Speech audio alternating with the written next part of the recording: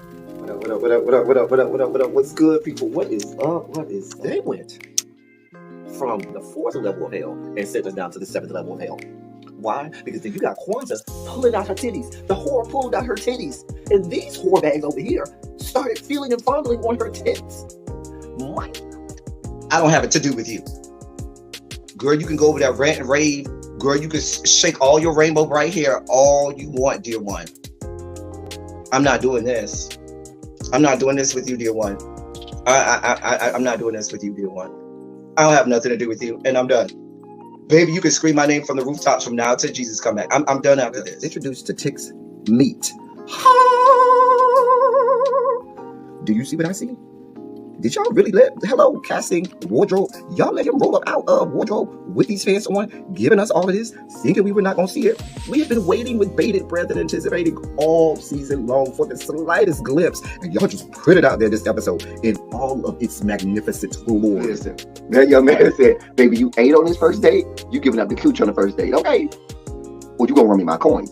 Run me my cooch or run me my coins? Run me my cooch or run me my coins? Run me my cooch or run me my coins." That's how I do this song. That is the new song. Listen, somebody need to put a beat to that. Run me my cooch or run me my coins. Run me my cooch or run me my coins. That's what y'all got going on. Called out Sandcastle. Sand, bitch. Ow. Oh my God, it was so funny, girl. Ooh, baby, listen, let me tell you something. This shit started to turn into the precursor for some gay porn. That's what I thought it was. Because Big T is getting all, the voice starting to go deeper and get a little more wet and moist and sentimental and all this shit. And it was real gay at this point. Like, I thought the bitches was gonna, I thought Lil Murder was gonna turn Big T around and do him like he did Uncle Cliff and do the grease it up with City Lou and ran right in there. It's not a coincidence that Big T started off the conversation by trying to find out if Lil Murder was fucking Mercedes, which he found out he's not. It's also not a coincidence that he would start talking about prison. Why? Because the bitches was probably fucking in prison. Girl. Uncle Clifford, you better go get your man. Big T got plans for that. Well, he had on look like something Big Bird vomited up or something like that. Like, I did not like it. That Big Bird couture he was going for, it did not work. Like the pastor of a gay mega church on Easter Sunday. Okay, it was way too much sequins. He had on way too much makeup. Baby, his face looked like Iyanla Van Zant's neckline. Okay, just way too much makeup, clumped in everywhere on his face. Get it together, sweetheart. And you're a big girl, so that gives you a whole lot of canvas. So that was a whole lot of makeup, honey. And Rico looked like he was auditioning to be one of the three kings, or he was auditioning to be the main character on Jesus Christ Superstar. Girl, Wayne, did you have on a blue thong or a blue G-string or something? If you did, I want to see it. Hit me up in my DMs. I do want to see if you have a blue thong or a blue, jock strap or something like that. I'd love to see it, dude. Anyway, but I liked it with the turtleneck. Now, Troy. Oh, there you are. Hello,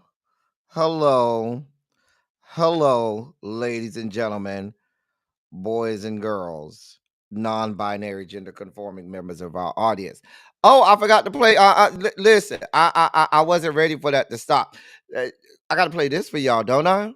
We're in the middle of a hostile government takeover. I wanna talk about it, but I'll be late for work. And if you're saying, wait a minute, who we have to stop this? We had one, but you didn't want the lady in office. Now that we're a part of a Nigerian prince scam, surprise, surprise, it ended up being a white man. Oh, I just wanna know, what the hell do I do? Probably drink. President of the United States is fucking lying!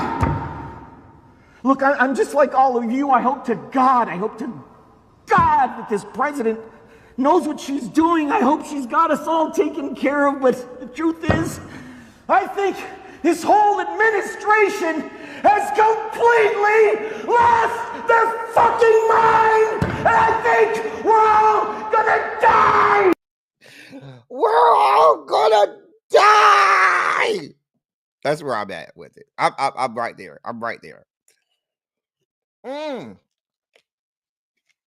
Anyway, y'all, we're here. Go ahead and hit the like button. Go ahead and share the video out. I be telling y'all to share the video out. Some of y'all do. Some of y'all don't. I need y'all to share the video out, okay? Because people need People need the information that we're given today. I got some great information in our Black History Moments today. Great stuff. So I admonish you all to not just like the video, but share the video out on on your socials and all of that good stuff. Excuse me as I'm shutting down the work laptop because they're not getting nothing else from me. They're getting nothing else. Anyway, share the video out. Certainly, even if you may have people that can't be here during the live, but they can certainly catch the replay, be a part of the replay gang, and watch. I listen. I think that's part of your fetish, Paul. You like being picked on. I'm glad you here on time today too, Paul. I never pick on you, Paul. Can I just say this? And my friends, my friends in real, not that you're not my friends, but my friends outside of YouTube. I kind of hate when people say in real life is if people from YouTube aren't real. But my friends outside of YouTube, they know if I never say anything to you, if I never have a cute joke about you, if I never pick on you and I completely ignore you, I really don't care about you. I really don't. Like if I never say anything to you, I honestly don't care about you and wish only the worst for you in life. I'm just being honest. And my friends know that. Like they'll tell people, "Oh, he didn't say anything to you. Oh yeah, he really don't like you. He really don't like you." So anyway, let me say hey to y'all. Let me be let me do the right thing and be inviting. Hey Tracy W, you are first in the building today. You came in the class first today, and we are glad that you are first. You got the seat of your choice. Hmm. Tracy, Tracy W always is. Tracy W is one of my good kids in class. Also, Tracy W, you made it into the Discord, right? You don't got acclimated. I know you and I don't think it was you. I think it was Ravine who was having issues with the Discord group. But shout out to the members and the Discord groups. We having fun over there, y'all. If you're not a member, you need to go ahead and join the member, join the membership and get a part of the members only Discord group. Hey, Diamond Pearl Gem, what's going on, sweetheart? Hey, L Love, my love, how you doing today? Uh-huh.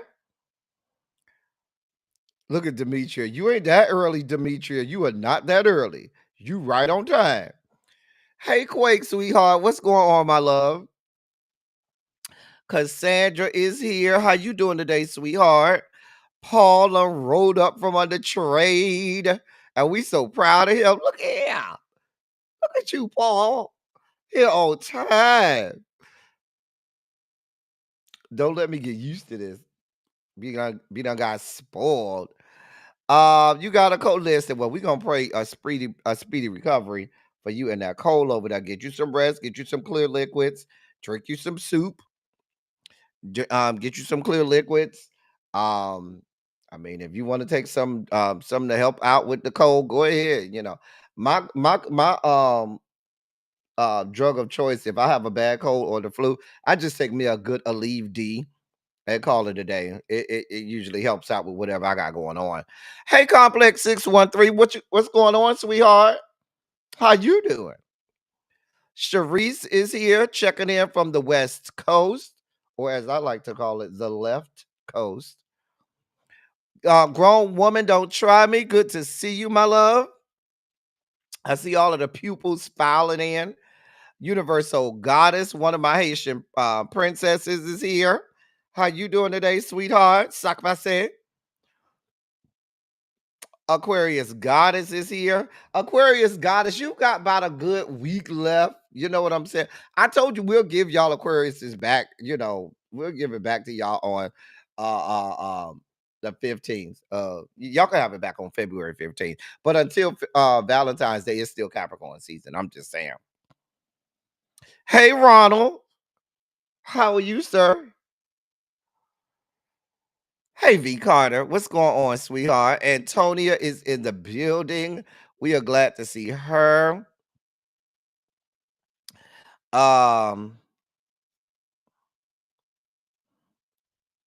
Look at Demetria. Demetria say Discord be jumping. It do. It be jumping. Quake, I be trying to tell the people.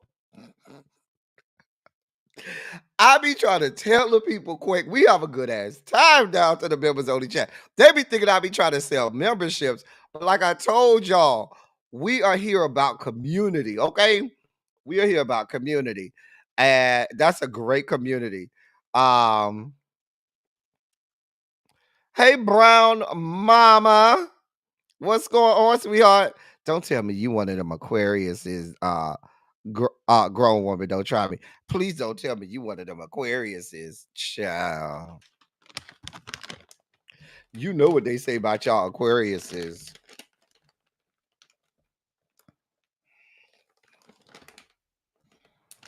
All I know is they say don't keep your man around no Aquarius is. Now they not gonna intentionally try to take your man. However, if you got a man, he might go ahead and dip his spoon into the sugar bowl down to the Aquarius house. That's just all I know. That's what they told me. I'm not an Aquarius. I ain't got nothing to do with it.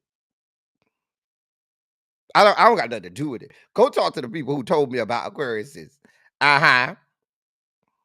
Well, happy belated birthday, my love.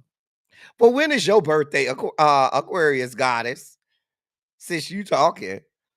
Hey, Montrez, what's good, bruh? What is up? I listen. I be trying to tell them, Demetria. You know, they think I just be trying to sell the membership. They don't know. I don't even be running the members only chat. It is the members that make the members only chat what it is. Uh-huh. Hey, Tamara, what's going on, sweetheart? You all right over there today? We glad to see you. Mm-hmm. Chat. Anyway, let's go ahead and get this party started, y'all. We're ready. Let's start off with our Black History moments of the day. Oh, it's on tomorrow. Well, happy early birthday, because I know I'm not gonna be live tomorrow. I'm traveling to North Carolina tomorrow, so I know I'm not gonna be here. So happy early birthday to you. Let me take a quick swig, see if I can get this open. Okay, I got it open this side.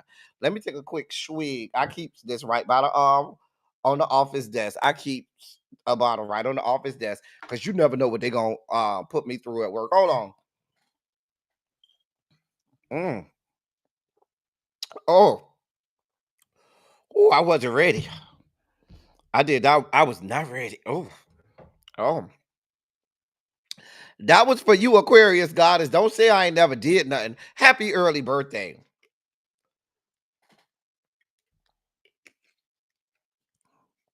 Now, wait a minute. Don't tell me you one of them Aquariuses too, Antonia. Child. Well, when is your birthday? You rolling around there with Aquariuses too? The funny thing is, for it to be called Aquarius and the actual sign, when you look at the image of it, it's waves, and it not be a water sign, is beyond my level of comprehension. Like who thought of that? Who said that Aquarius should not be a water sign? That don't make no sense to me. But whatever, I ain't make it up. Hey TJ, what's going on, sweetheart? That's another one of my Haitian princesses. Uh-huh. Mm-hmm.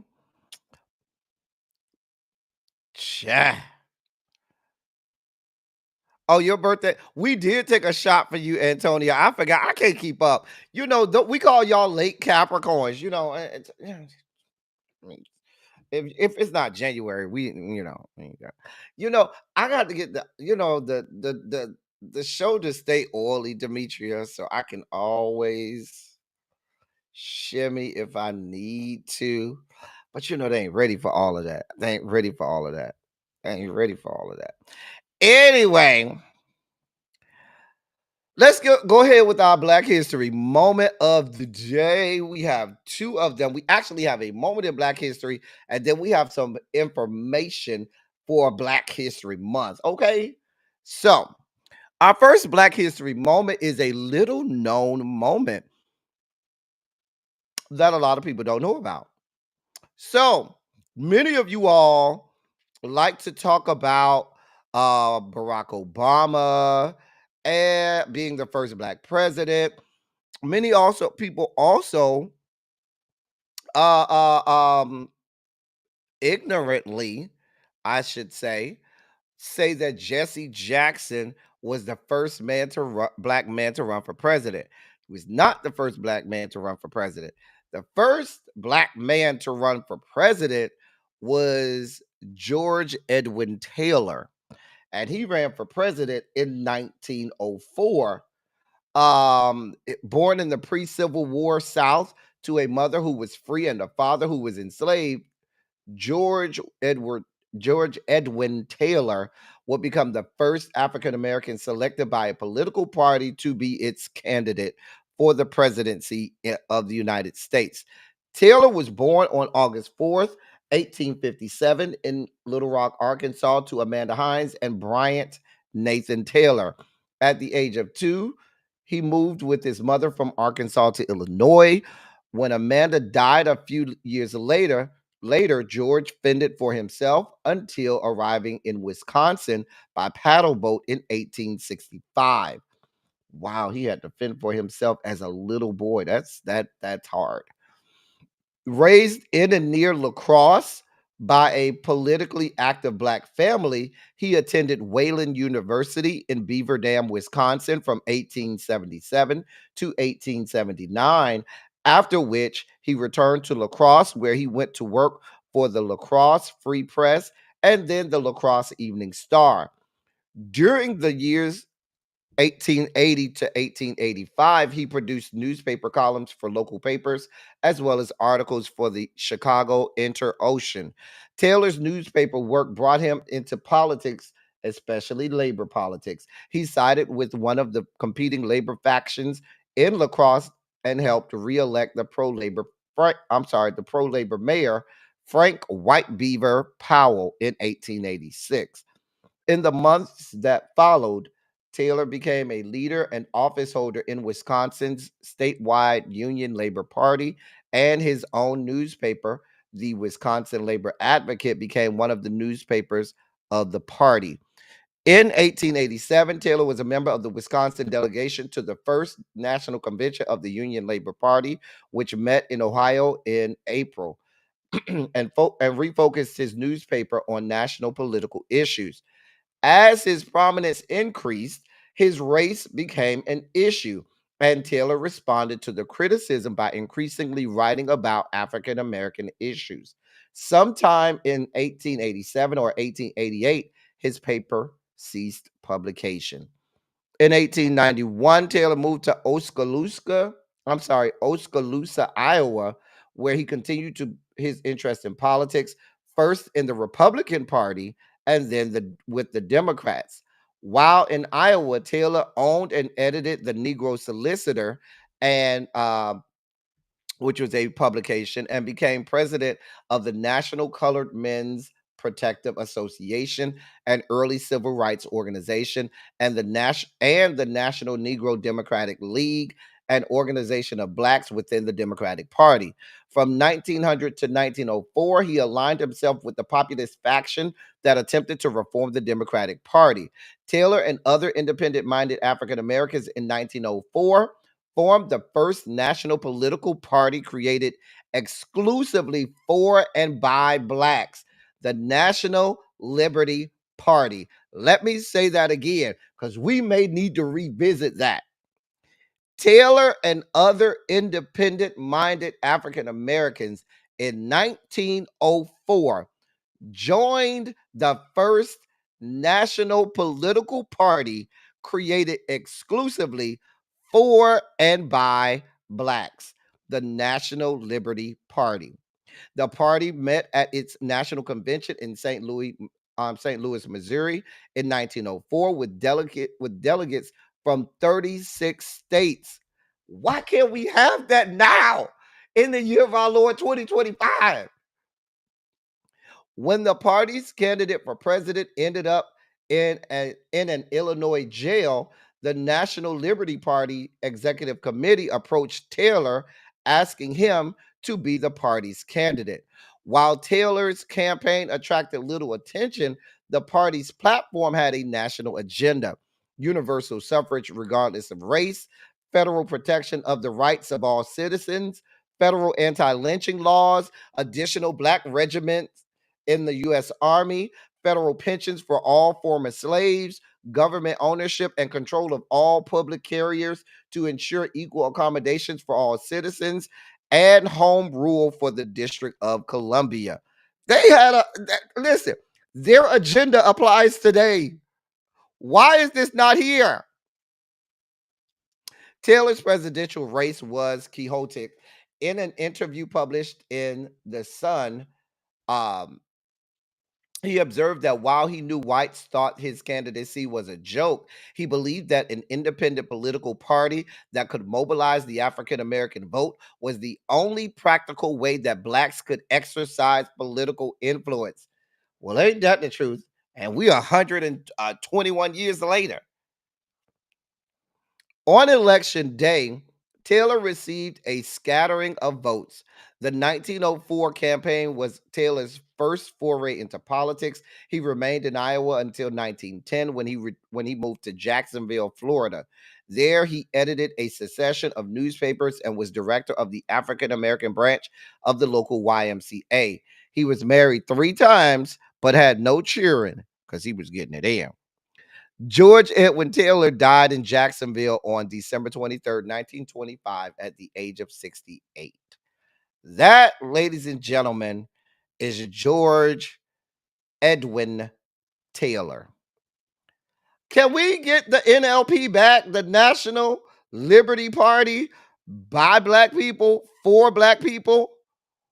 Hey, Shay, what's going on, sweetheart? Can we have this again, please? They had delegates from 36 states at their national convention. Why can't we have this again?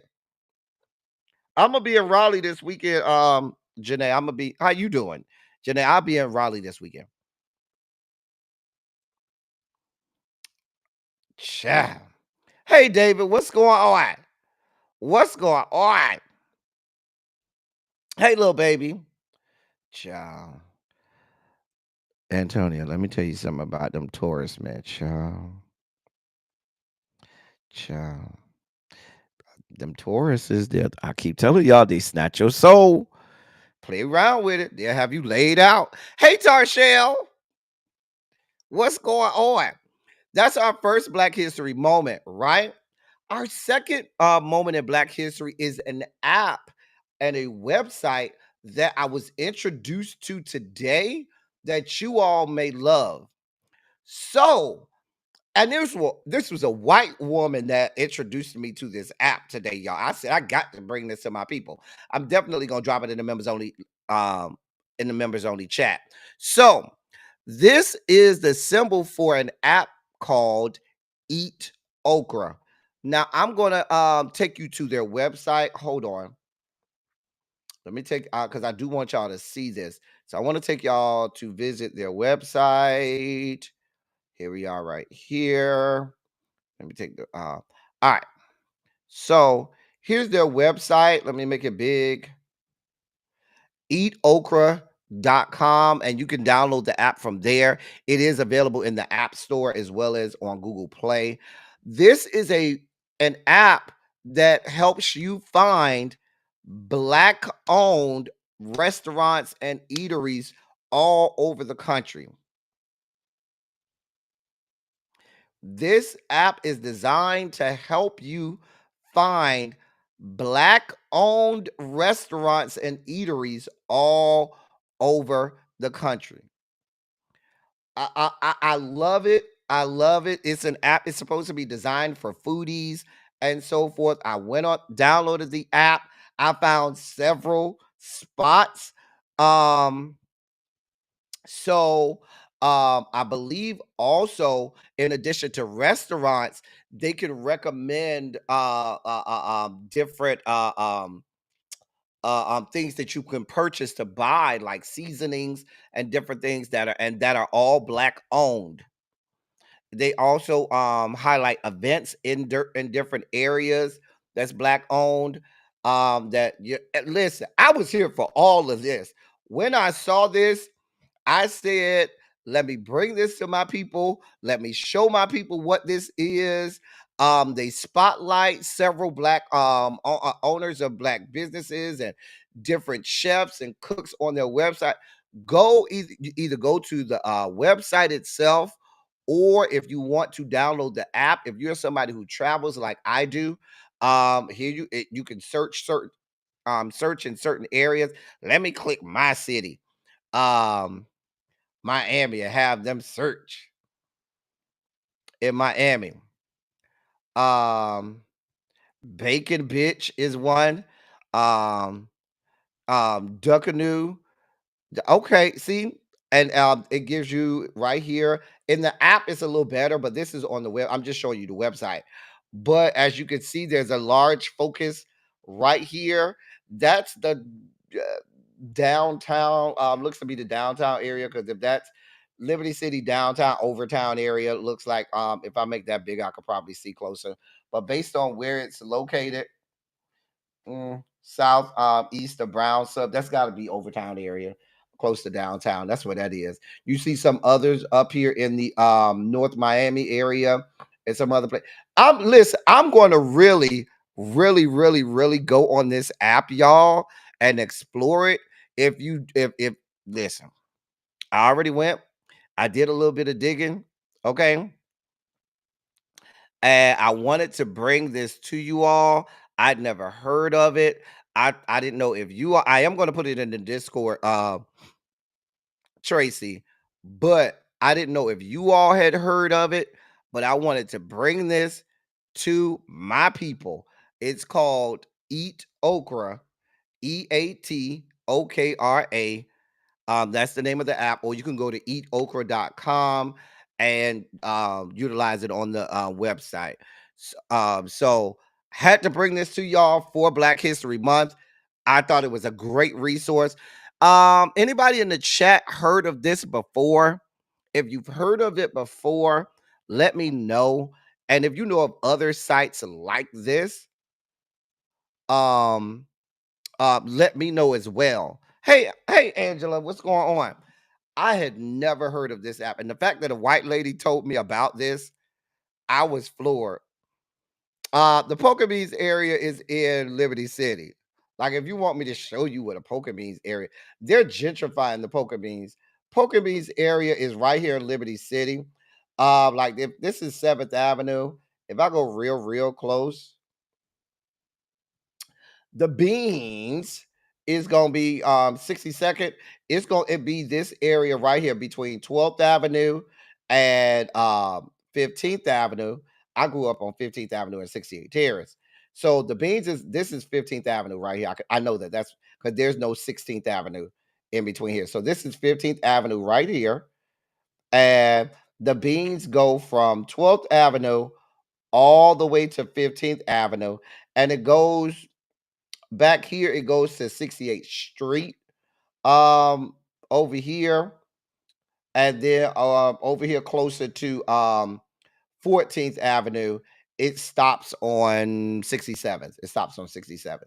So yeah. Yeah. So that's the Beans. If you want to know where the Poking Beans at, is right here. Even though they done tore the Poking Beans down. They done tore it down. And they ain't done no more. They done tore them down and gentrified it. They done gentrified. They done tore it down. Antonia says she has the app and has been using it for years. I've never heard of it. I had never heard of it. I'm glad I found out about it today. Y'all need to share this kind of stuff with us. Y'all need to share this kind of stuff with us so that we can all learn and stuff like that. So, like I said, wanted to share that as my second Black History moment of the day. Definitely wanted to share that with you all and have that information made available to you. All right. Hopefully that helps. So that's our two Black History moments of the day. Yes, I spend a lot of time on the Black History Moment because they don't spend a lot of time on our Black History Moment, so I'll spend a lot of time on it. Hey, Symmetry, what's going on, sweetheart? And with that being said, um, ladies and gentlemen, non-binary, gender-conforming members of our audience, I bring to you the late great Larry Myers to help us usher in our Sugar Spike segment.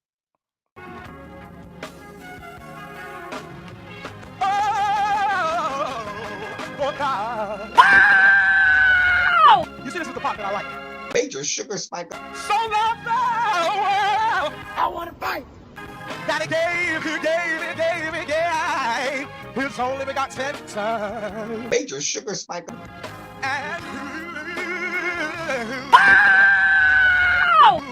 shall ever believe. Major sugar spike. They shall not perish, but have everlasting life. Taste the biscuit. Jesus. Thank you, Larry. I wanted to start off because I know an area of trepidation right now in the country is what's going on down at this building, which is the Office of Personnel Management, and what's going on with the firings of uh, uh, government employees.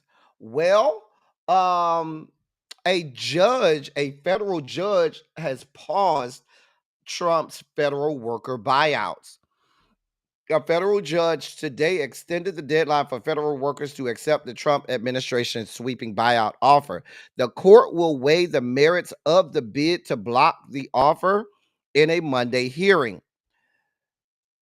The move comes as the government had set a Thursday deadline for federal workers to determine whether they wanted to take the deal, something they could do by simply replying resign. Workers will now have until Monday to accept the deal, giving more time to weigh the unusual offer. It's one that faces numerous legal logistical challenges. The buyouts promise employees 8 months of pay and benefits in exchange for leaving the federal workforce, telling workers they would be off the hook for showing up to work and would be free to get another job. But numerous provisions in the contract. What is going on with my Lord? Hold on, y'all. Hold on for a moment. Get this together. Sorry about that, y'all. Technology. All right. Here we go. Sorry about that. Anyway, where was I? But numerous provisions in the contract for the offer undercut those claims, saying employees could still have to work and may be barred from outside employment. And while the Trump administration assured workers they would be paid regardless of federal funding set to lapse in March, the contract bars employees from nearly all forms of recourse to challenge any issues with the offer. Quote, we are pleased the court temporarily paused the deadline while arguments are heard about the legality of the deferred resignation program. We continue to believe this program violates the law, and we will continue to aggressively defend our members' rights. End of quote. And that's according to the American Federation of Government Employees, President Everett Kelly. He said that in a statement. AFGE, which is the one that challenged the offer in court, had warned against its members against taking the deal, arguing that employees would be left in a lurch. The lawsuit argues that the Office of Personnel Management doesn't have the authority to make such an offer and that the deal's rollout violates the Administrative Procedures Act. This is going to be fought out in court. This email was sent out with this offer was sent out to over 2 million. Let me say that again, to over 2 million federal employees. And what they're saying is now the court, even though the court says it's delaying people having to make the decision until Monday, what the federal court is actually saying is we're delaying this until we could determine the legality of all of this. And that's what AFGE is telling people to do. Hold off. Don't accept no deals. Don't accept none of this until a federal court can determine the legality of all of this. Hey, Auntie Kim. Hey, Simera. Y'all late to class. But no, it's good to see y'all. Hey, Tiffany. Keeping us informed with these projects. I really enjoy it. Well, thank you, Tiffany Butterfly. So if you are a federal employee or you know someone that is a federal employee, tell them do not take that deal. Tell them, you make them fire you, and then you have a wrongful termination lawsuit that you can file. There probably will be class action wrongful terminations. Now, I know that doesn't sound comfortable. That's correct, Antonio. I did hear that 40,000 people had already accepted it. Now, that there still may be an injunction in that portion of it too, because we don't yet know the legality of them being able to do that. That has not been the payouts of 8 months. 8 month payout has not been appropriated by Congress, and all of those things have to go through Congress and be appropriated. The other scary part is from pay period to pay period. Now, federal workers are wondering whether or not they're going to get their paychecks and different things, because every pay period now there has to be this question of what Doge or Elon Musk and his band of fucktards over there is doing, and whether or not money is going to be released. So listen, we are praying and we're standing there in solidarity with our brothers and sisters within the federal government that works for the federal government. But like I said, stay strong, hold fast, and let's see what Article 3, that be the judiciary, has to say about this. Now,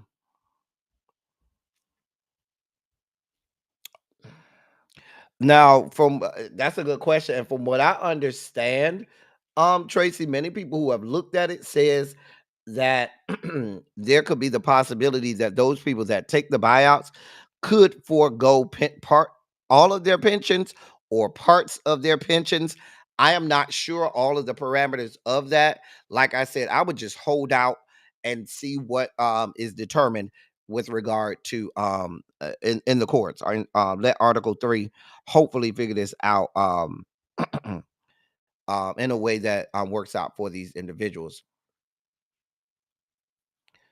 You was in court. You got it. You got your excuse for today. Mm. Mm. Hmm. All right. In our in more news today. So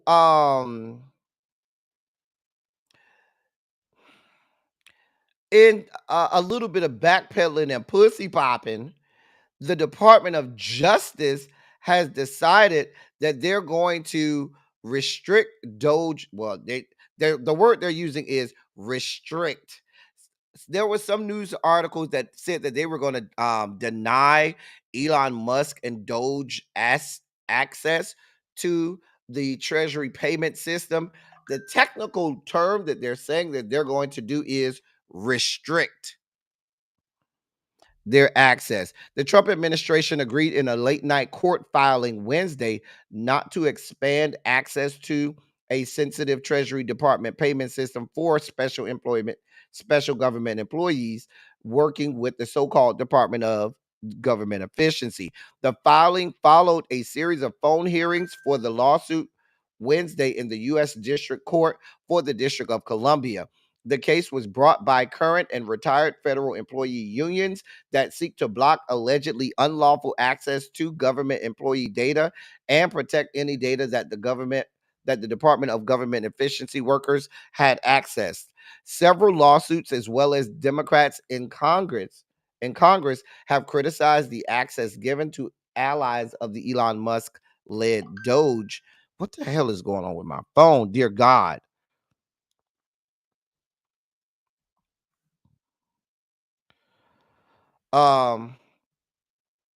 Several lawsuits. I read that. Several lawsuits, as well as several lawsuits, as well as Democrats in Congress, have criticized the access given to allies of the Elon Musk-led Doge, claiming it threatens Americans' privacy, and opens payments up to alteration. Um, Justice Department Attorney Bradley Humphrey said on the call that two, quote, special government employees, end of quote, at Treasury, Tom Krause and Marco Elias, have been given read-only access to the system in order to work with Doge. Humphrey said the two employees were meant to help carry out policies set by Doge, a cost-slashing task force based in the White House. In the filing last night, though, the government agreed not to expand their access to the system or share information they have access to outside of the Treasury Department. I don't trust none of it, y'all. I don't trust none of it. And this, like I said, this is so the exigence of this situation and the exigence and urgency of this situation is such that you heard me correctly. They were literally having a court proceeding over the phone in the middle of the night last night about this. They were having court proceedings over the phone in the middle of the night last night about this situation. That's why the government had to back off and said they would restrict and not allow any more access. They were saying, oh, they really only have read-only access, which I don't believe. They also said they would restrict any other access to them, and that any access that the information that they had could not be shared or accessed outside of the Treasury Department. Do I believe this? I don't believe none of it. I'm just telling you how I feel. I don't believe none of it. But this, hey, precious jewel, but this is a situation that is just that serious. That they had a meeting, not a meeting, they had court proceedings in the middle of the night on the phone. In more sugar spiky news, speaking of air traffic controllers, now if the fact that these people were taking over the Treasury Department didn't scare you, here's another thing to scare you. If you got your drinks, I ain't even telling you to take sugar to candy to regulate your sugar levels. I'm just saying take a whole shot. Because yeah, let me go ahead and take a shot here. Oh, hold on. Ooh, had to top that off a little bit. Sorry, y'all. I ain't get enough in my mouth. If you were not scared before, now is the time to be scared. I don't know. I haven't heard from her. I need to text her, but if she already on the water, she may not have access to her phone. This is where you really get scared. Elon Musk says Doge will make, quote, rapid safety upgrades, end of quote, to air traffic control systems. Tech billionaire Elon Musk on Wednesday said the Department of Government Efficiency will make, quote, rapid safety upgrades, end of quote, to the air traffic control systems with the Federal Aviation Administration. Quote, with the support of President Trump, the Doge team will aim to make rapid safety upgrades to the air traffic control system, end of quote. And that was that's what he said on X, formerly Twitter. He also added, quote, just a few days ago, the FAA's primary aircraft safety notification system failed for several hours, end of quote. They're saying that he was likely referring to an outage of the FAA's notice to air mission systems over the weekend. Transportation Secretary Sean Duffy told news outlets over the weekend that the system allows pilots to download flight details ahead of a trip and is required for planes to fly. Shortly before Elon Musk's post on Wednesday, Transportation Secretary Duffy posted on X, formerly Twitter, that he spoke with the Doge team, who will quote plug in to help upgrade our aviation system, end of quote. The Department of Transportation did not immediately respond to news outlets' request for more details on what these upgrades could look like. When the White House was asked, that whore, Caroline Levitt, when she was asked about these upgrades, she said, quote, Doge is fulfilling President Trump's commitment to make government more accountable, efficient, and most importantly, restoring proper stewardship of the American taxpayers' hard earned dollars. Those leading this mission with Elon Musk are doing so in full compliance with federal law, appropriate security clearances, and employees of the relevant agencies, not as outside advisors or entities. End of quote. Let me stop there. I have a question. If the fucking transportation secretary was just confirmed and put in office to run the Department of Transportation, and y'all say, oh, he ain't got nothing to do with this, we gonna have Elon Musk and his band of fucktards do it, then what the fuck is his purpose? What the fuck is he doing? Like, I'm trying to figure out. These people are not even a month in, right? Some agencies don't even have people confirmed to head these organizations. This young man, that's the new transportation secretary, haven't even been on the job for a full week yet. So please help me understand. Please help me understand. If he just got there, shouldn't he be able to go in and make a true assessment of everything that's going on before y'all bring in this Doge department? And another thing, what is the purpose of a Department of Government Efficiency when we already have inspectors general whose job it is to do everything that Doge already does, and they're non-political? That's the problem. You don't want somebody that's non-political. You want somebody that is an acolyte or sycophant and in the cult of Donald John Trump, so that they could go in and do his bidding. You don't want anybody that's going in there to do any real government, to do any real assessments of the efficiency, to do any real assessment of overspending, or to do any real oversight on what's going on over there. What you want is someone who's going to take the guardrails away so that you people can just run roughshod and do whatever the fuck you want. That's what you want. Because you can't help me understand that there's a purpose for, even if I was to legitimize this clandestine agency that you call the Department of Government Efficiency, even if we were to legitimize them, why are they already, and your newly confirmed transportation secretary ain't even been on the job for a full fucking week, and really haven't been even had the time to go in and assess what's going on from his estimation?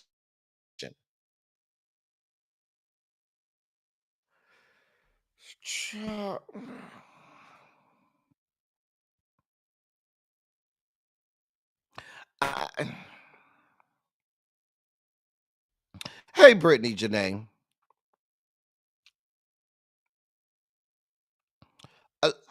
Listen. Hey, Miss Baythang. The scariest, listen.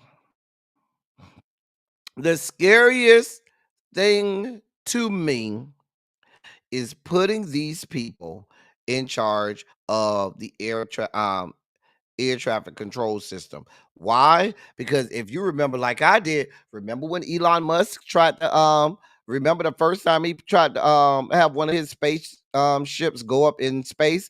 What happened? It exploded. It blew up. It came crashing down. Remember that? This is the scariest story of all to me today. This is the scariest thing that I read today. I'm just telling you what I know. Let me move on. In more news, well, for those people who did not think this was a real thing and this wasn't they were for those people listening to Caroline Levitt, the whore, and those other people trying to make like what Donald Trump said about the Gaza Strip. Oh, he didn't really mean that. Oh, yes, the fuck he did. As a matter of fact, Benjamin Netanyahu and IDF. I'm sorry, Benjamin Netanyahu has told IDF to prepare plans for Palestinians to voluntarily leave Gaza. Israel's defense minister has ordered the military to prepare plans to allow Palestinians who wish to leave Gaza to exit. That's after Donald Trump suggested the U.S. take over the territory and resettle its residents in other countries.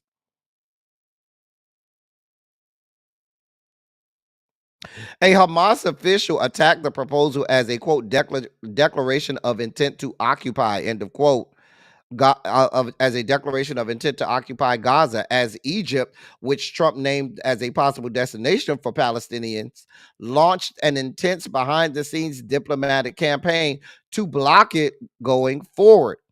Cairo, Egypt's envoy, warned the U.S. and its allies that it would resist any attempts to move Palestinians across the border into Egypt and said the plan threatened its decades old peace deal with Israel, a template for later regional normalization deals.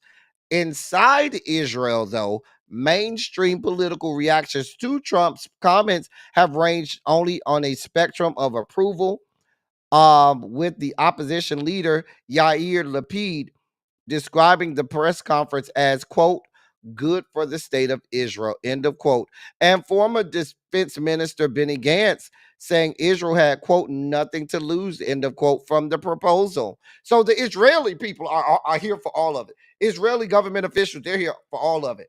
Egypt has said, hey bro, we don't want nobody here. We're not taking anybody. It's just not happening. Nope, not doing it. And if you try to send the people over here, we're going to see this as Israel ending decades of peace. Decades of peace between Israel and Egypt will be lost if y'all try to do this. Please understand, the Syrian government has the same response. The Jordani government has the same response.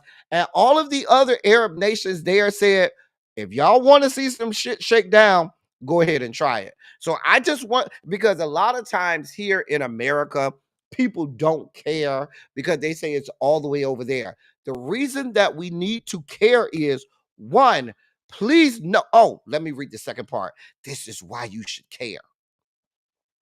Defense Secretary Pete Hegseth says, quote, all options, end of quote, are on the table after Trump floated a U.S. takeover of Gaza. Defense Secretary Pete Hegseth stated that all options are on the table regarding President Donald Trump's proposal for the U.S. to potentially take over the Gaza Strip. Trump suggested that the U.S. could own Gaza and be responsible for dismantling dangerous weapons there. Listen, when they say all options are on the table, that absolutely means American troops on the ground. Hey, Terica. Terica, you forgot to send me your information so I can add you to the members only chat in Discord. Don't forget to send me the DM on your DM on Instagram so I can add you to the Discord, send you the Discord invite. But this is why this is important, okay? This is why this is important. Because at this point, when you have a defense secretary that's not going to push back on the president and say, hey, that's not what we need to do. Hey, we should not do that. Hey, this is going to blow up in our faces. We can't go. When you have a team around you that all they do is say, Yes, sir, whatever you need. Yes, sir, whatever you want. Yes, sir, we can make that happen. Never have any pushback. What ends up happening is stupid ass shit that gets us in trouble that in some cases we're not going to be able to get out of, which is what this hornet's nest that they're doing over there in the Middle East is. Some people are saying that's over there, we don't need to care about it. The reason that you do need to care about it is once there are American boots on the ground, there are American troops on the ground, our loved ones begin to die. Our loved ones begin to suffer. Our people will begin to be at harm's way. The other thing that you have to think of is the threat of nuclear warfare. That is always a threat.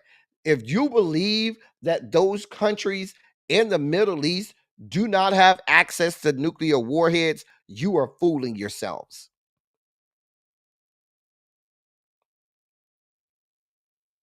And here's the deal.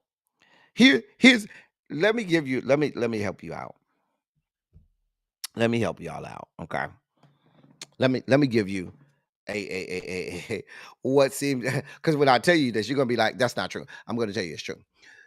You know how Israel has a whole what they call the Iron Dome over there? They have this system trained to where if things if missiles and warheads fly over or try to fly into Europe, not Europe, into Israel, the Iron Dome kind of catches it. They have, missiles or a defense system in place to intercept it. We don't have that in America.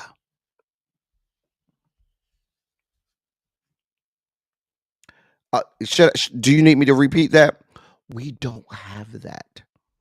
Now, I'm not saying that we don't have some forms of interceptions of missiles and stuff like that. And if they get enough warning, certainly we have intelligence all over the place. We have officials all over the place, but we don't have an Iron Dome.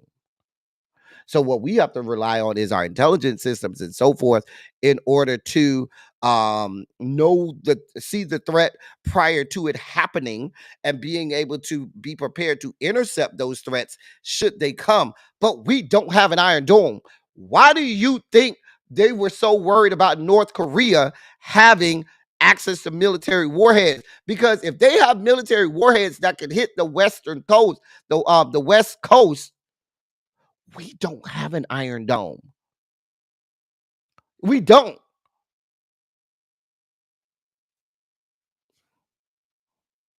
And here's another news flash.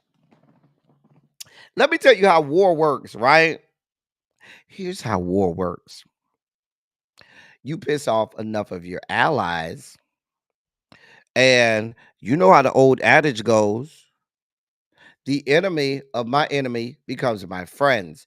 You think some of those nefarious countries down to the South America or Central America close enough to us won't make some friends with some people over there and say, yeah, y'all got enough money or y'all can give us our own warheads. We'll take our own warheads and we'll take the warheads you want us to use to sit over there.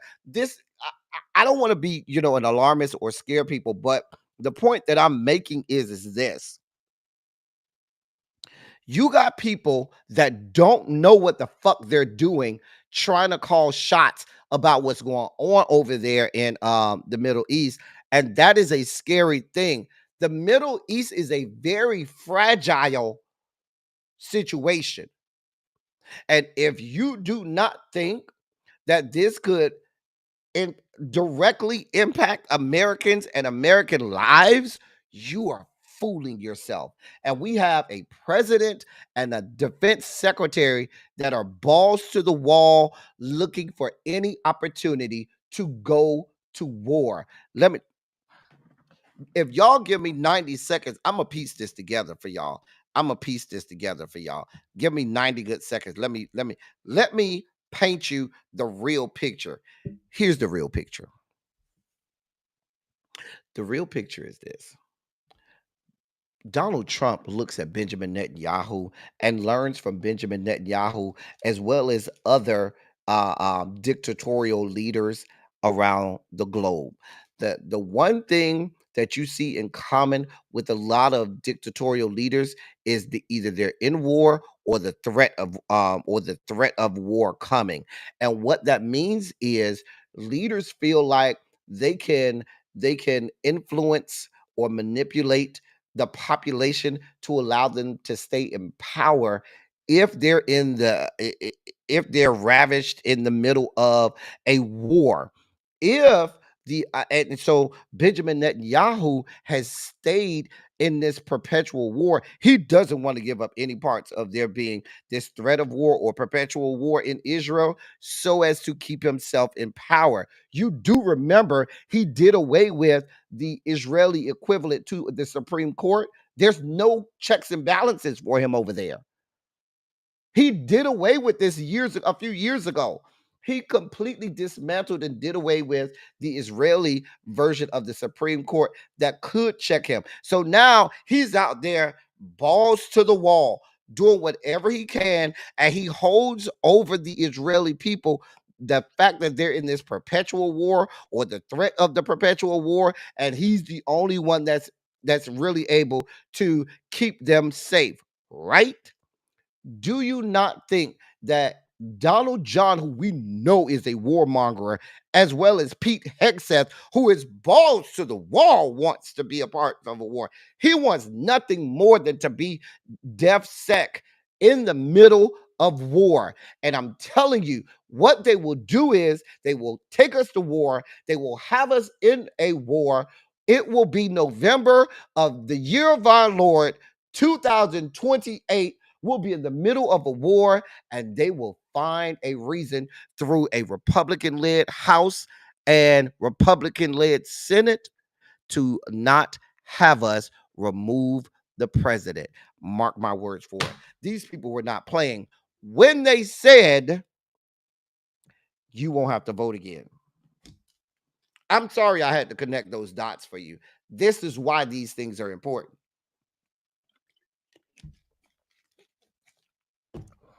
This is why these things are important.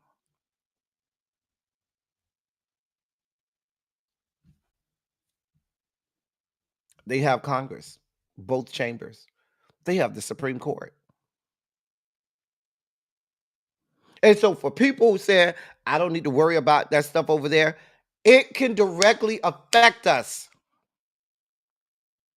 I'm sorry I had to paint the horrible picture, but I fully see something like that happening. I could fully see something like that happening. Them antagonizing these countries over in the Middle East, them being full throated behind Israeli occupation of not only Gaza, but also the West Bank, because that's what Israel really wants. Israel could care. Benjamin Netanyahu did not blink when Donald Trump said he'll take over the Gaza Strip, because Benjamin Netanyahu does not want the Gaza Strip. What they want is the West Bank. And putting the Middle East in disarray would force us to have boots on the ground in the Middle East to quote unquote protect Israel. Now we're in the bowels of an actual war, because all of those Arab nations will come together and say, yeah, we're not here for it. And a country at war, even these yet to be United States of America, is less inclined to oust its leader.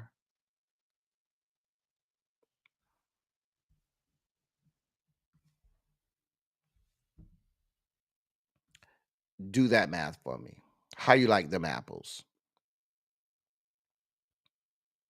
Hey, Uncle Jay. So I hate to be the guy that's screaming, but you heard it from me today. It is February 6th, 2025. We're going to roll the tape back and remember when I said this was happening. I fully expect that by the time Now here's hey Candace F. Now here's the other scary part. This is what I want you to pay attention to. Prior to us having the 2028, we have a midterm coming up. Do you not believe that Republicans in the Senate and in the House want nothing more than for us to be at war? Because it's known when we're at war, Republicans are seen more favorable. The American electorate loves to have Republicans in office when we're at war. Why? Because they're seen as the ones that will go in and slay the enemy. We have proven that as a country, take us back to 2001, 2002, that we will give up our own rights, our own constitutional rights, just because we're at war. Just because we're at war.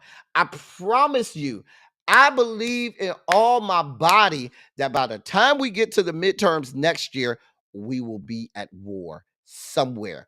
Mark my words. You heard me say it here. So when this happens, and I say, did I not call this? I'm telling you I'm telling you how this is. Hey, Tanya Boo, what's going on, my love? I fully expect that by the time we get to midterms, because the Republicans know this shit is a fucking shit show and it ain't gonna get no better, which means they will have a reckoning come midterm elections. And the only way that they can mitigate the reckoning that's coming from them to them from the American public is to scare the American public. They can't use the trans issue to scare the American public anymore, because they already did away with that. They can't use woke, CRT, DEI. Y'all did away with all of that. So now the one big bad boogeyman that they're going to scare the American public with in order to stay in office will be the war that we will be in when we get to, I'm telling you, by next year, next summer, the summer of 2026, by that summer, we'll probably be in some type of war. We will probably be in a war. I would bet my bottom dollar before we get to the fall of 2026, we will certainly be in a war somewhere. What else do they have? There's a reckoning coming.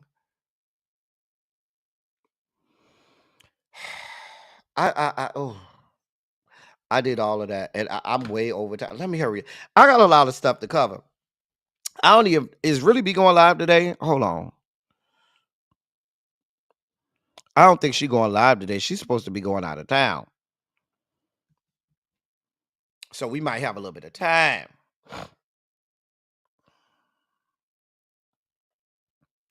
Cha. Anyway, I just wanted to give y'all that. In more sugar spiky news, Lord. Hey, Harold. Hey. What you bought? What you got in your book bag for us? Because we real hungry.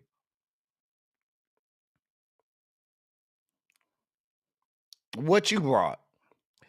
Anyway, in more news, Sunkist president, he he went on this tirade today suggesting that CBS's 60 Minutes should be taken off the air after the program released a transcript of an interview it aired last fall with former Vice President Kamala Harris amid a federal investigation into the broadcast. Oh, yes. He has put together a federal investigation into Kamala Harris's interview with the 60 Minutes.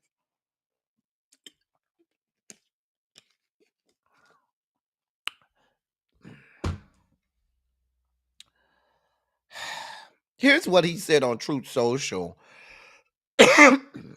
Quote, CBS and 60 Minutes defrauded the public by doing something which has never to this extent been seen before. They 100% removed Kamala's horrible election-changing answers to questions and replaced them with completely different and far better answers taken from another part of the interview. End of quote.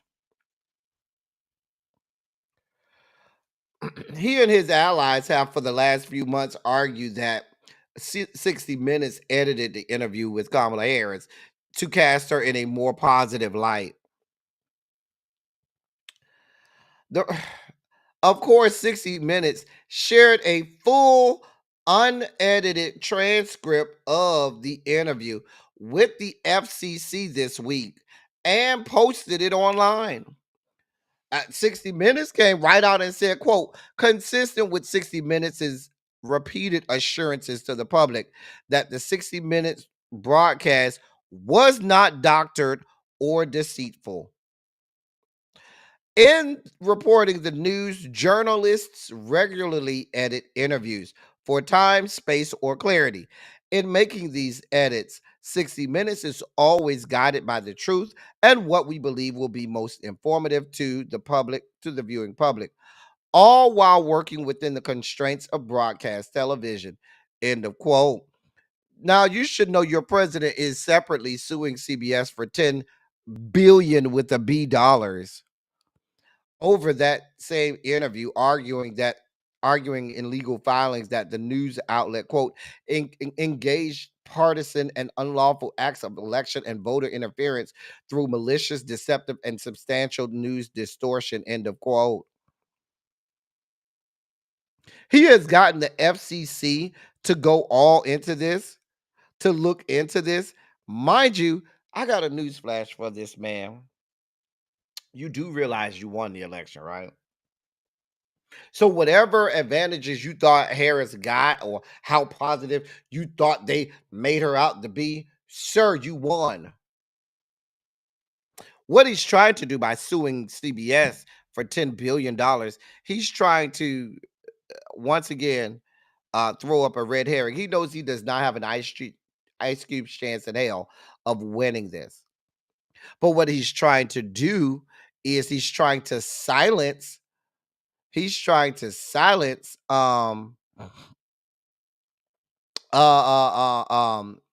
journalists down to CBS. What he's trying to do is he's trying to get the leadership at CBS so afraid of any retaliation on them that they'll start to change all of their broadcasting practices.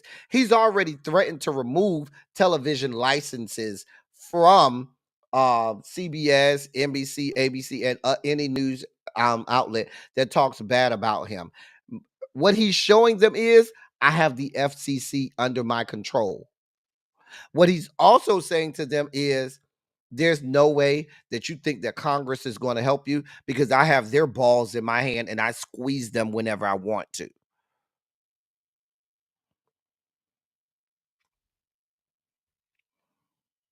That's what this is about. This is about trying to control the press. And we know that is one of the true signs of totalitarianism, authoritarianism, and dictatorship. That's what he's trying to do. Mind you, this goes against the First Amendment. But as we can see, he wipes his ass with the entirety of the Constitution. So First Amendment, be damned. First Amendment, he don't give a damn about your First Amendment. He don't give a damn about your Constitution. Fuck you and your raggedy ass Constitution. He don't give a damn. Fuck Constitution. He don't give a shit. Constitution? What's that? Toilet paper? Child. Anyway, if you're enjoying yourself, ladies and gentlemen, go ahead and hit the like button, please. Hit the like button, share the video out. Don't forget to do that. Hit subscribe. We got 75 people here. Hit subscribe. We have a great time. And if you'd like, consider becoming a member. I promise you, you won't regret becoming a member. In more news, because here we are. So, this is why you can't believe anything that these people tell you. I told y'all, these people can tell me that today is Thursday, and I'm going to say, nope, it's the day before Friday. Nope, it's the day after Wednesday. Because nothing that comes out of this administration is believable. Believe nothing they tell you. Believe nothing. So y'all know President Trump is over there touting the fact that they released all of these billions of gallons of water over in California that's supposedly going to help with the wildfires, right? He had the Army Corps of Engineers open up dams and release billions of gallons of water that he said was so instrumental in battling the fires in LA.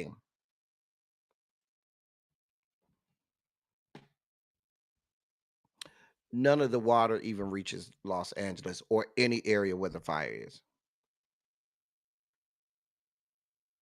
You have the dams that they released this from go to not only California, but areas like Nevada and Arizona that are in record droughts. Also, these dams that where he released billions of gallons of water are oftentimes used during the summer months when this water is needed most in these areas that have been suffering extreme droughts for several years due to global warming.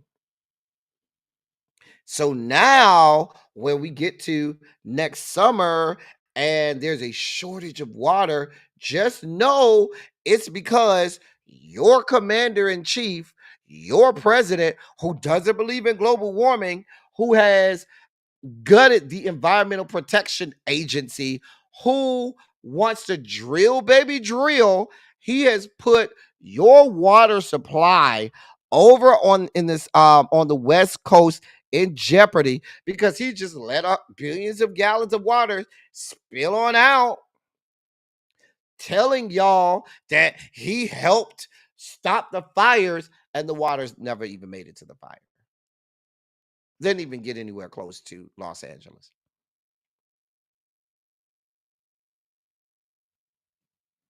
These people are dangerous. These people are fucking dangerous. Hey, Quintessential, what's going on, my love? And as funny as this story kind of sounds, as blockheaded as this is, it's dangerous in that we already have an area that is struggling due to droughts, due to the fact that there's already a water shortage in that area, and you're just wasting the reserves that they do have. Billions of gallons of water.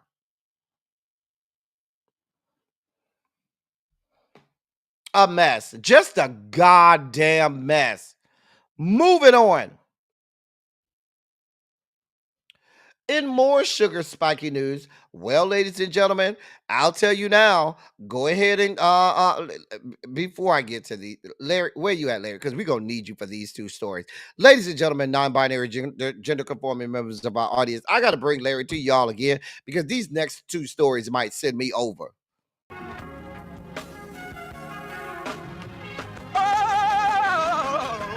Oh, God. You see, this is the part that I like. Major sugar spike. So long, I want to fight. Daddy gave his only begotten son. Major sugar spike. And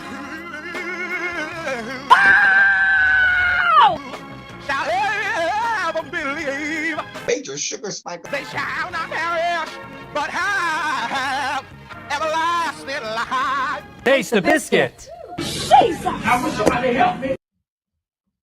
Now, I have an update on a story that we covered here.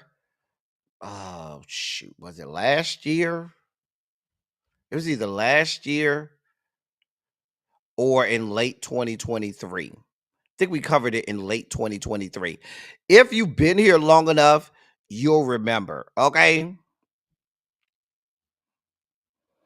So, let me read this to you.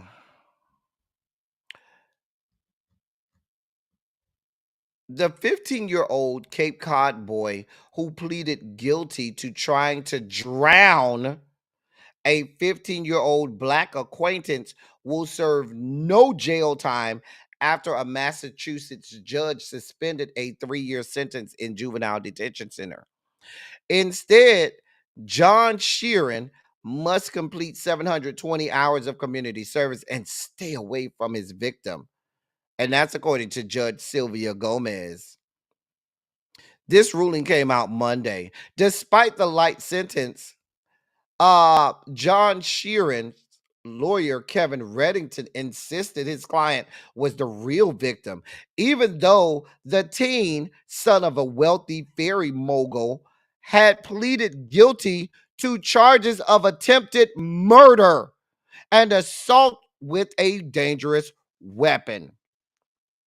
Reddington, that's the attorney, accused Cape and Islands District Attorney Robert Galliboy of being a, quote, puppet master, end of quote, who had escalated an incident of youthful horseplay into something much more. Quote, this case has taken on a life of its own. This young man has been vilified as a racist and been made fun of and criticized in the international press, end of quote. And that's what this raggedy ass attorney had to say about this white boy.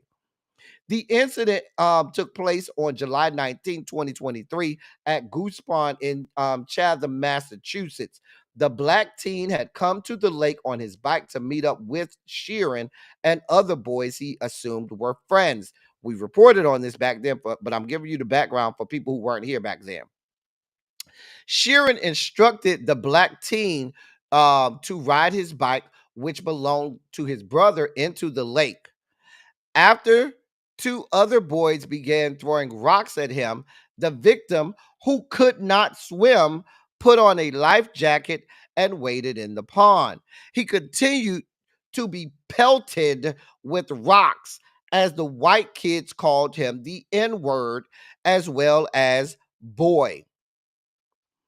Sheeran and another boy now surrounded him in the water. Witnesses said Sheeran repeatedly pushed the black teen's head underwater as the others laughed and called him George Floyd. Quote, water went into my mouth and my nose and I could not breathe, end of quote. And that's what the black teen said in a written statement to police. He went on to say in that written statement, so I shouted out that I can't breathe over and over and tried to get his hand off of me, end of quote. But white fuckboy John Sheeran, according to the police, was unrelenting, swimming under the water to grab the black teen's feet as he continued to pull him down. A witness, also a minor, finally intervened. Quote, when I finally get to them, they were smirking, end of quote, the witness wrote in a statement to police. The attorney, Mr. Reddington, attacked the as he called it, alleged victim, end of quote. Yes, he called the black teen the alleged victim, saying that the youth was, quote, playing the system. He is playing the DA. Sheeran knew this kid and took him in. He spent more time in the Sheeran family home than anyone. This young kid will be branded a racist for the rest of his life, end of quote. Let me give y'all the name of this fucktard ass attorney again.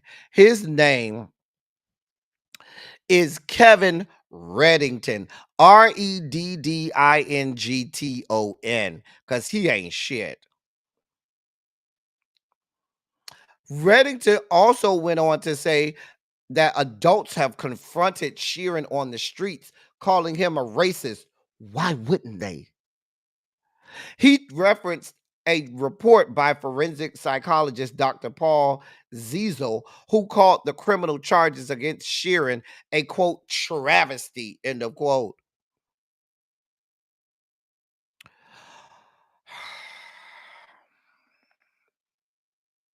I can't read no more. Because I'm gonna get more mad. Let me just read you what the judge said. Here's what I'm gonna give you what the judge said, and I'm gonna be done. Because I'm gonna be done.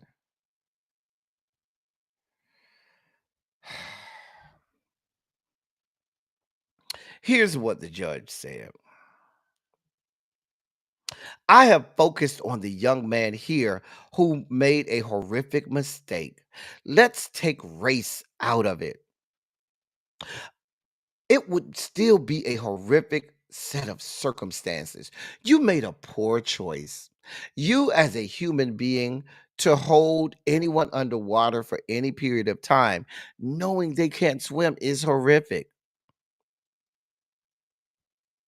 You will, she went on to say, this should hopefully not be your defining moment.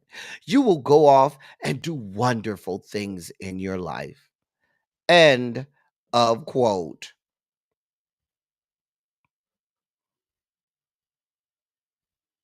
This is what the fuck we got going on.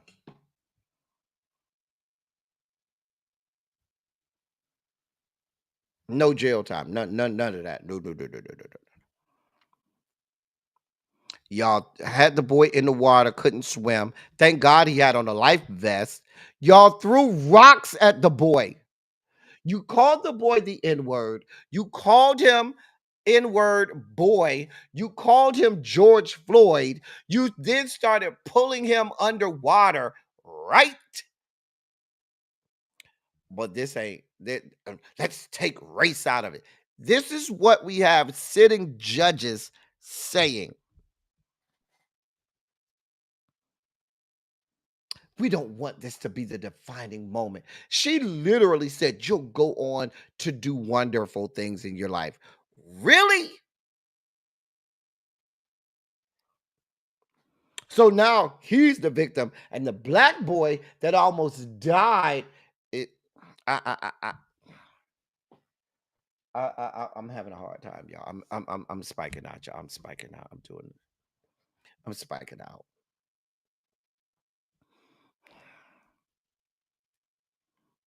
Mind you, the family got all kinds of money. All kinds of money.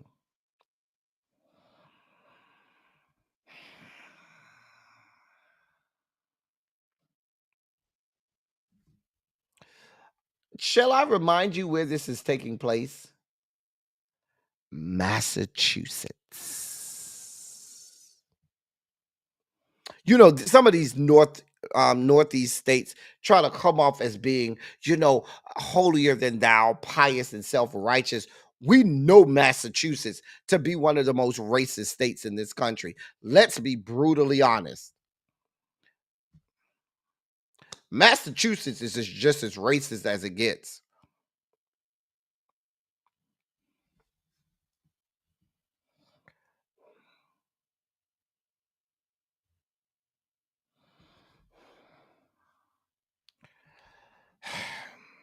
The young man's name is John Sheeran.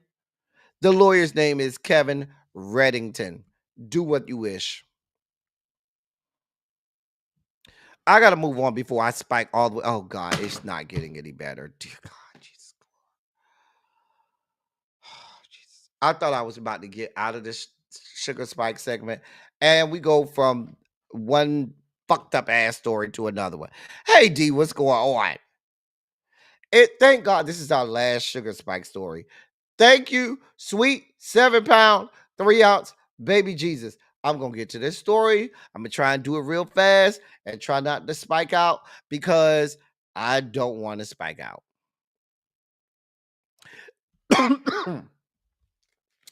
Hold on. Mm.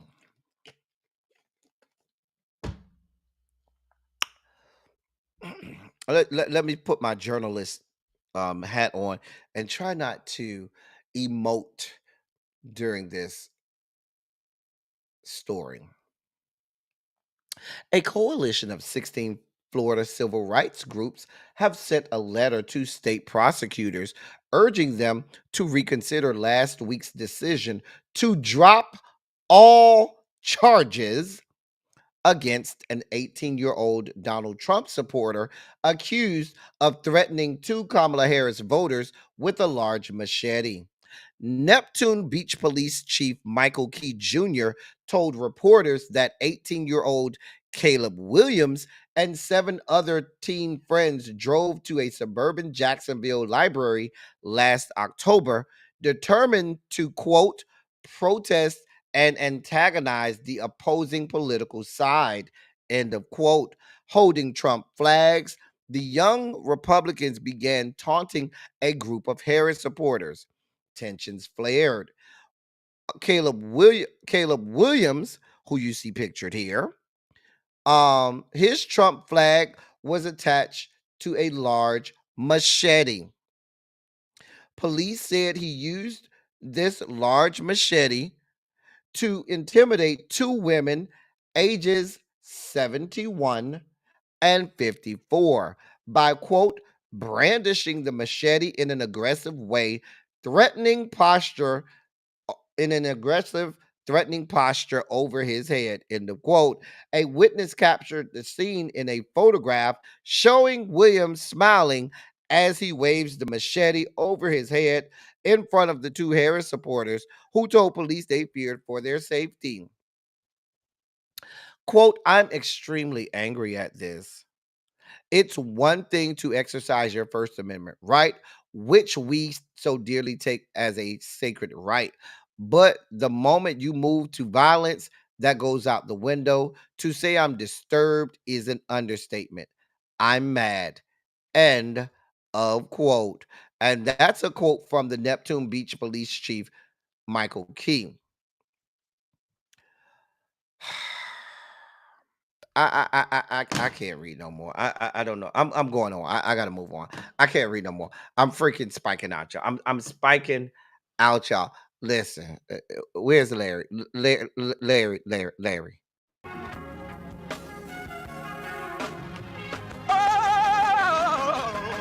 Oh, God. You see, this is the part that I like. Major sugar spike. So loved the world. I want to fight. That he gave.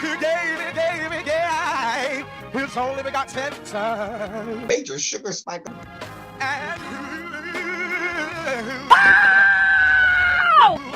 shall ever believe. Major sugar spike. They shall not perish, but have everlasting life. Taste the biscuit. Thank you, Larry. I couldn't read no more. Of course, you know that's Florida. I had to move on. I was supposed to cover this story too. I've been trying to get to this story for 2 days. We're here today. So this is the lawsuit, ladies and gentlemen. Shout out to Tracy. Can I get a shondo in the chat for Tracy, who makes sure that she gives us all of the stuff that we need. So, oh God, do I have to read all of that? All right, here we go. So, this is the case, if I'm not mistaken. Let me make sure this is the right one. Okay, yeah, this is the right one. All right, this is the case with the stripper who is suing not Donald John. I got Donald John in my goddamn head. Who's suing Diddy? Let me pull it up. Hold on. Let me bring it up for you. Hold your line. All right, we're gonna get straight to the factual allegation. We're not gonna even not gonna even play around. All right, here we go. Actually, can y'all see that like this? Is this good? Can y'all read that like this? Can y'all read this like this? Let me know. Why y'all letting me know? Let me grab me something. This is one of my favorite snacks, the little dots pretzels. They're so good. I'm gonna mute myself while I chew.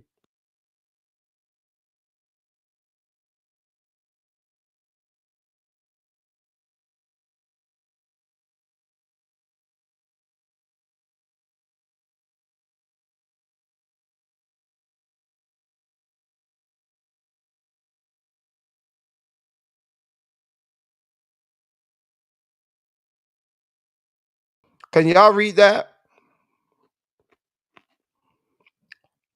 Quake, I ain't never had the cinnamon sugar one. It's good.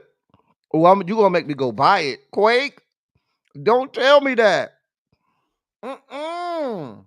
You shouldn't have told me that, Quake, because I'm going to go buy me some. Y'all never told me if y'all can see this. That's what I was waiting on, to see if y'all can read this. Can y'all read that? Or do I need to make it full screen?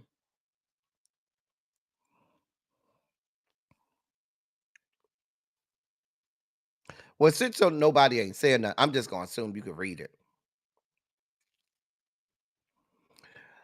In or factual allegations, Combs hired plaintiff to strip and dance. In or around 2007, plaintiff was recognized as one of the premier entertainers in the Las Vegas adult entertainment scene. Plaintiff worked with multiple adult entertainment agencies and received his professional engagements through these agencies. As a popular and frequently sought after entertainer, plaintiff maintained high professionalism.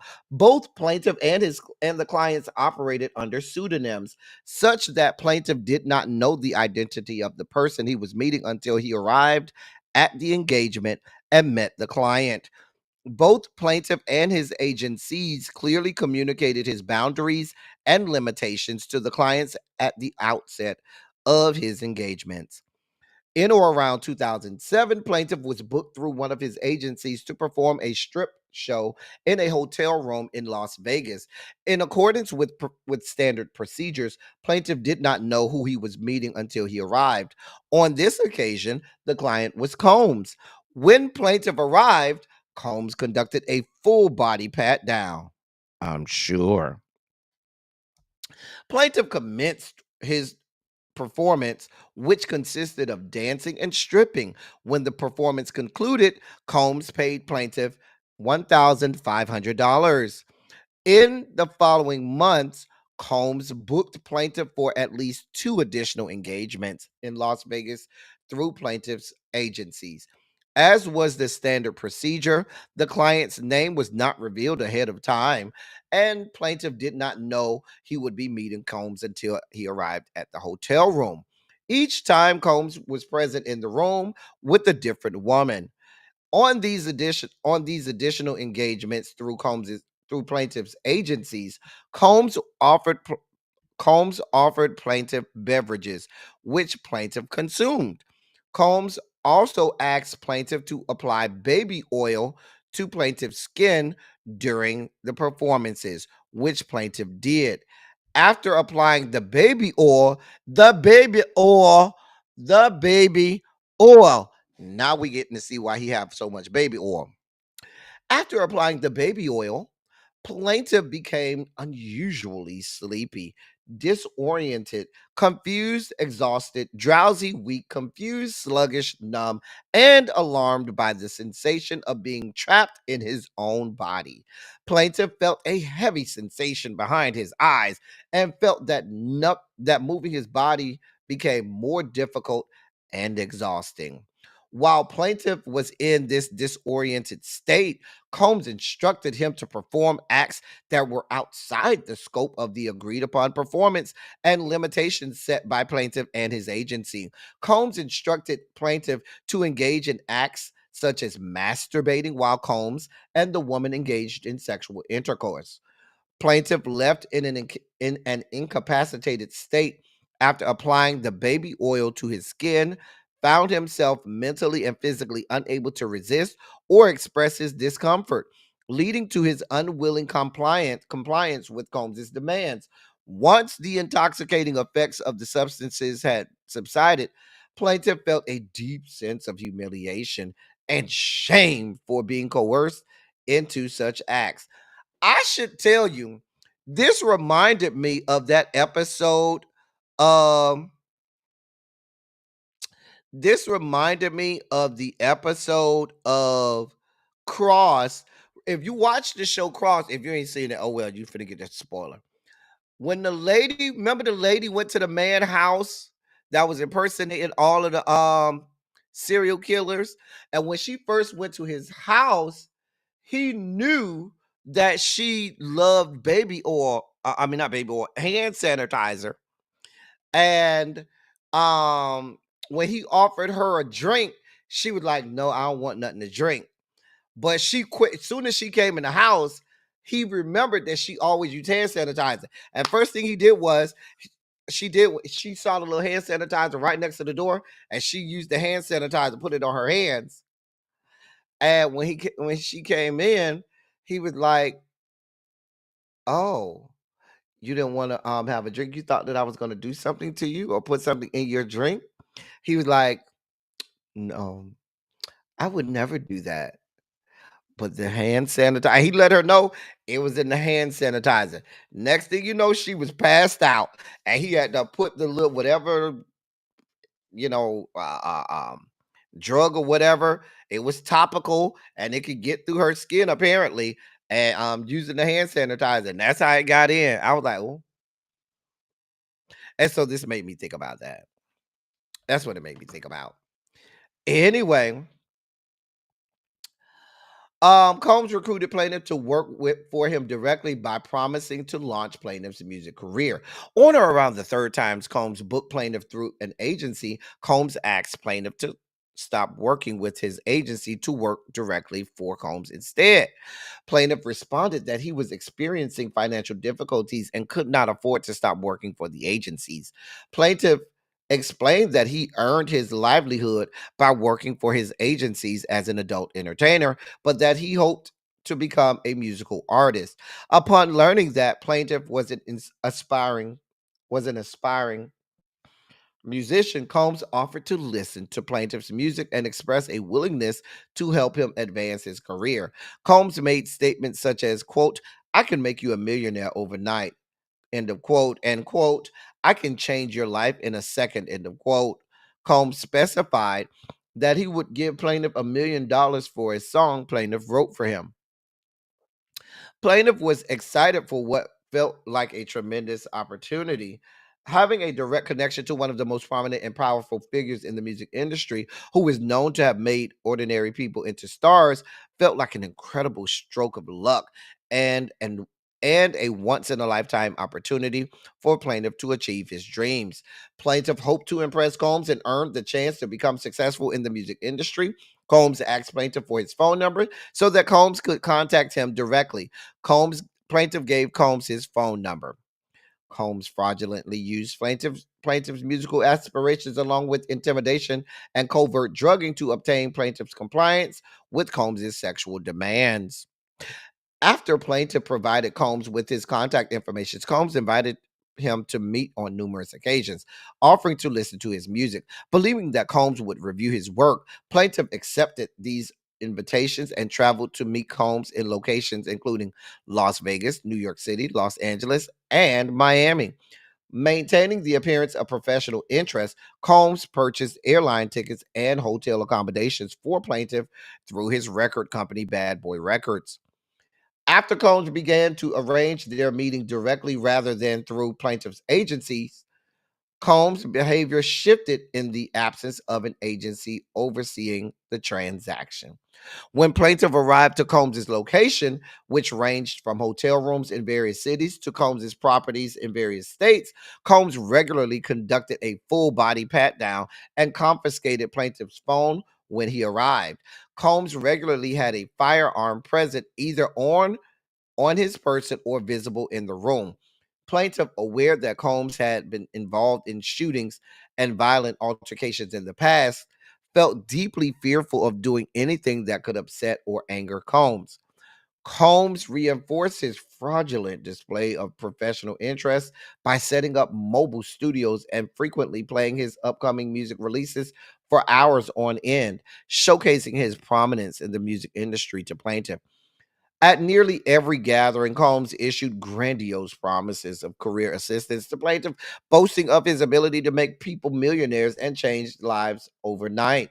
Combs even suggested that plaintiff could become his manager and help him that suggested that plaintiff could become his manager and help him run Bad Boy Entertainment.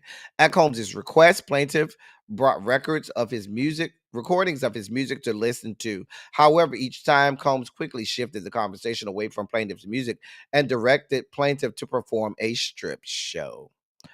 During the strip shows, there was usually a woman present with Combs. On some occasions, other men and or women were also present. Combs typically required plaintiff to get undressed and leave his clothes in another room.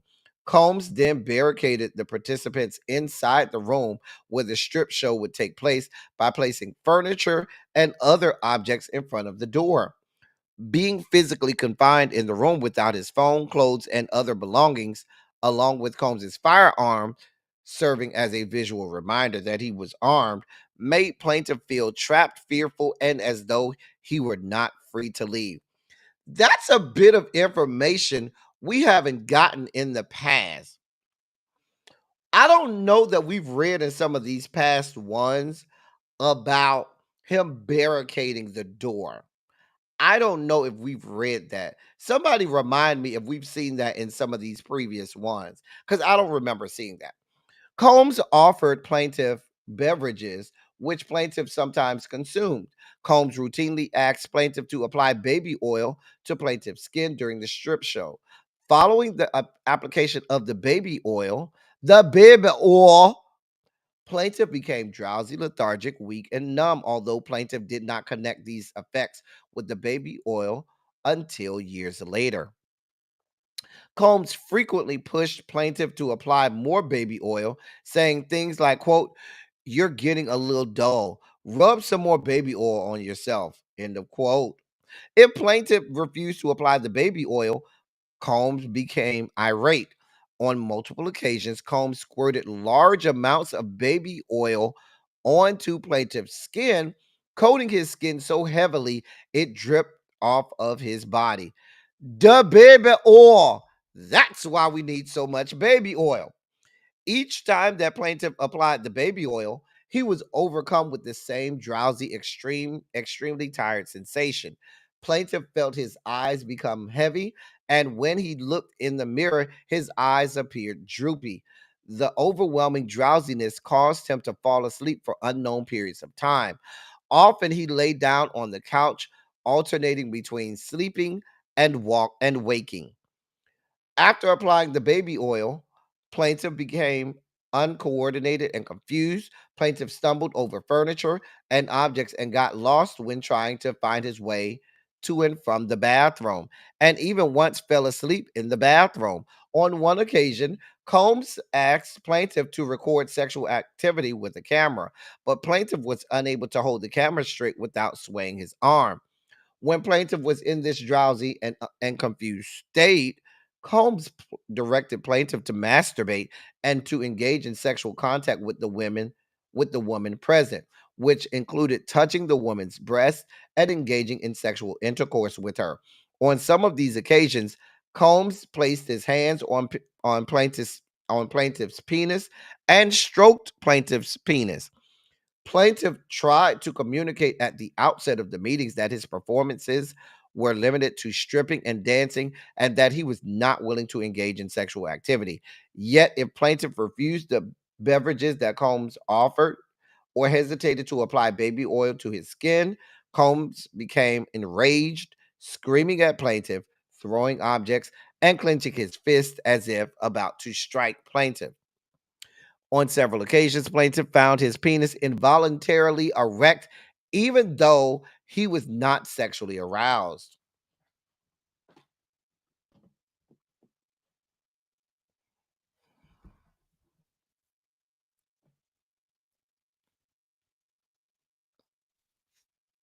Okay, I'm just gonna go with what these are his words, not mine. These are his words and not mine. I'm just reading what's here. Right here. On these occasions, plaintiff noticed that his heart was beating quickly and he felt faint. Plaintiff commented on what he was feeling, and Combs stated that he had put Viagra in plaintiff's drink to make plaintiff able to sexually perform. Combs produced a bag of little blue pills and showed them to plaintiff. Combs also forced plaintiff to consume unknown substances. When plaintiff was sitting or laying down and experiencing the aforementioned effects after applying the baby oil, Combs frequently placed a pill in plaintiff's mouth and watched him to ensure he had swallowed it. Combs asked plaintiff to open his mouth and lift his tongue to ensure he had not hidden the pill. After ingesting the pill, the physical and physiological effects that plaintiff was experiencing intensified such that plaintiff could not fully control his body. Particularly, plaintiff's sense of tiredness, confusion, and lack of coordination was compounded with a heightened sense of mellowness, calm, numbness, and indifference. During most encounters, Combs demanded that plaintiff engage in sexual activity with the woman who was present. This included touching her breast, vagina, and buttocks and engaging in vaginal intercourse. Combs often positioned his face directly between plaintiffs and the woman's genitals to closely monitor and ensure they were engaging in penetration. Often, Combs demanded that plaintiff ejaculate on the woman's body or in her mouth, causing plaintiff to feel deeply humiliated and degraded. On one of those occasions, plaintiff observed that Combs rubbed plaintiff's semen on the woman's body and then licked the plaintiff's semen with his tongue. I'm just reading. I should have put a trigger warning. I'm just reading what's here. Let me make. Some of y'all may not believe I'm reading. I'm just reading what's here. Okay, I'm not making this up. Okay, he said on one of these occasions, on one of those occasions, plaintiff observed that Combs rubbed plaintiff's semen on the woman's body and then licked plaintiff's semen with his tongue. I don't know what y'all want from me. Okay.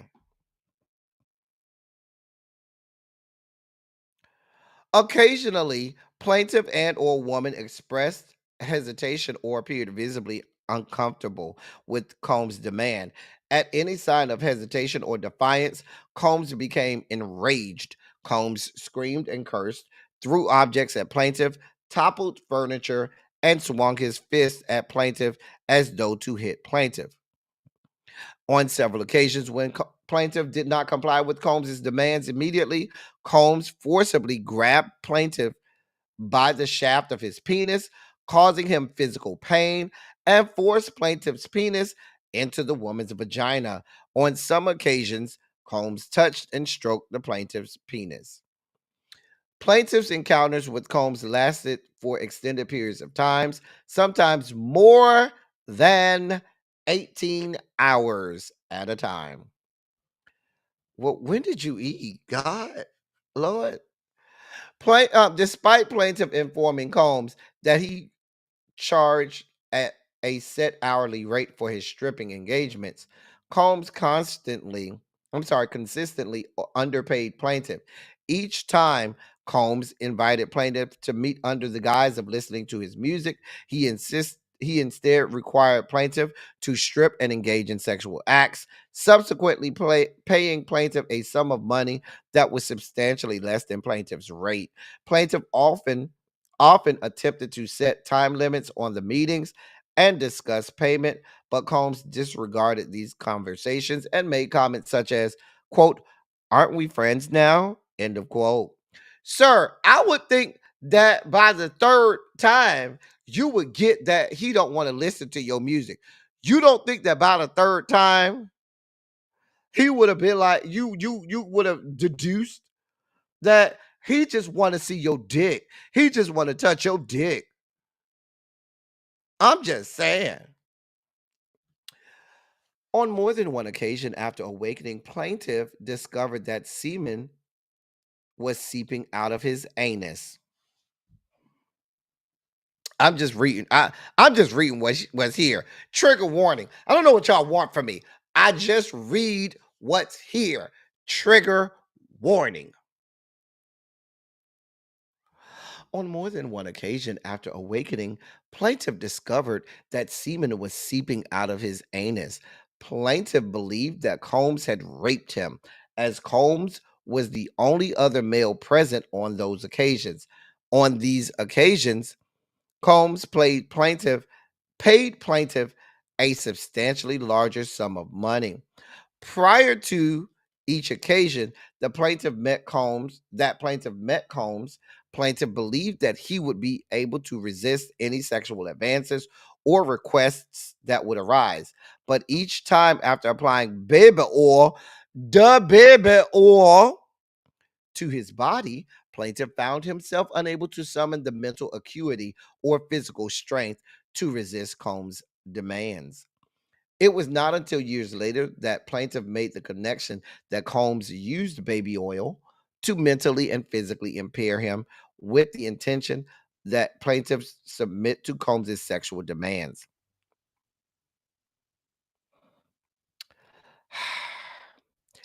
I, there's more here, a lot more here. Do we need to read the rest of this? Because there are more allegations here. Trying to see if there's any more seedy or salacious. Yeah, this is all about him intimidating him and fear. Yeah. He's saying that there are videotapes. Mm-hmm.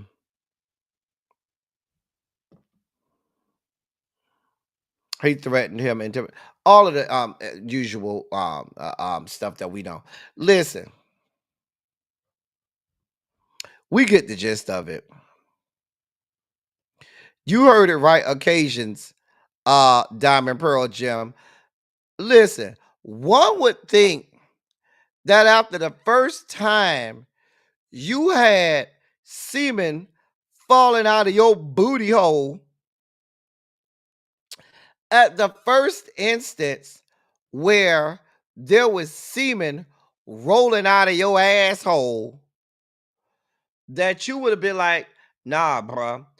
Even if you didn't get bothered by the fact that he was making you have sex with these women, he was touching your dick, stroking your dick, making you ejaculate on these women, smearing.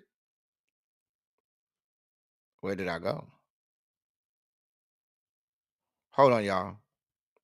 There I go. What just happened? Okay, y'all. Hold on, y'all. Hold on, y'all.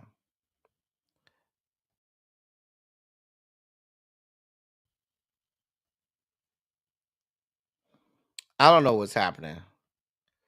Hold on, y'all. Oh, I think I clicked something I wasn't supposed to click.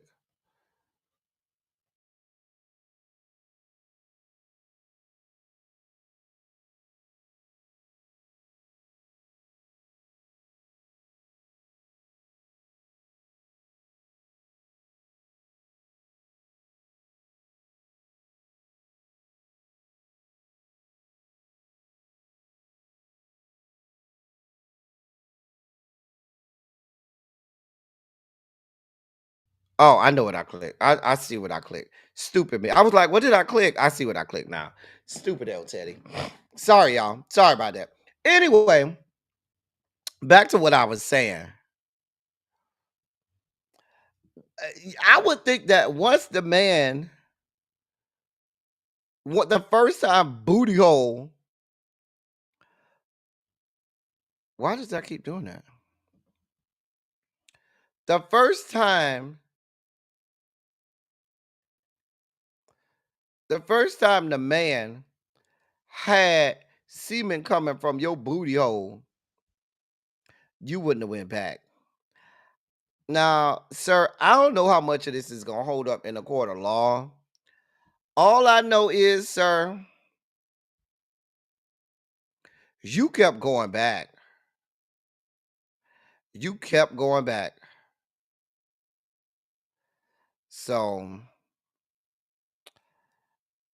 uh, right, Tanya, up the booty shoot. The booty shoot. Took it up the booty shoot. The booty shoot. I'm just trying to figure out, sir. I'm really trying to figure this out. Anyway, I ain't got nothing to do with it. I wasn't there, okay? I was not there. We got to move on. Go with God. Nope. None. No, not one. No, not one. Well, allegedly. Anyway, in another trigger warning worthy story, I was supposed to get to this I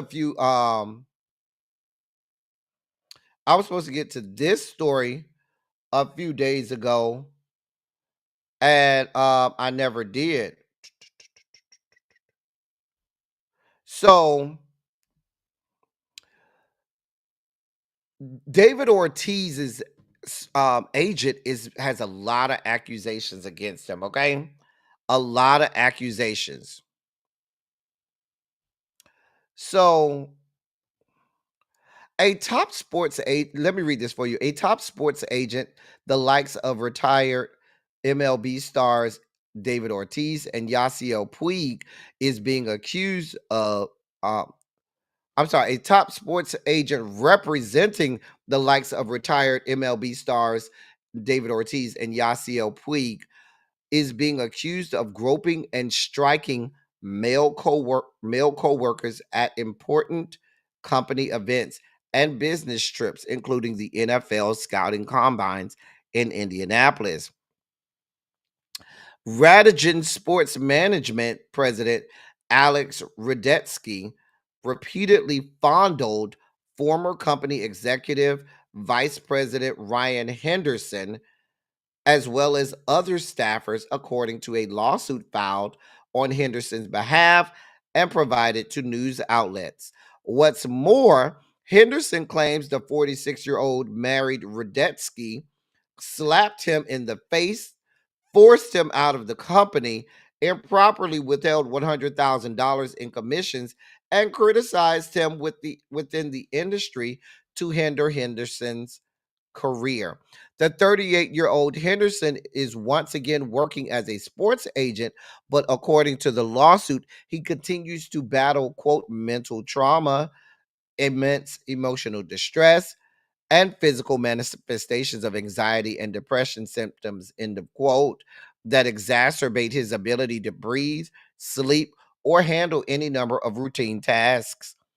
Radetsky Radetsky's attorney, Avram Turkel, denied the allegations against his client in a statement provided to news outlets, saying, quote, Mr. Henderson is a disgruntled former employee. Mr. Radetsky and Radigan unequivocally deny his baseless allegations. Mr. Radetsky and Radigan look forward to vindicating themselves in court and putting this matter behind them. End of quote. Radetsky and his attorney had not been served with the lawsuit as of this past Tuesday. Mr. Henderson's attorney also issued a statement saying, quote, in an industry that prides itself on dealing with professional athletes, we expect that there would be a sense of professionalism from their management. The alleged acts are egregious, and Mr. Henderson should not have been subjected to such heinous treatment when all he wanted to do was work hard on behalf of his clients. End of quote.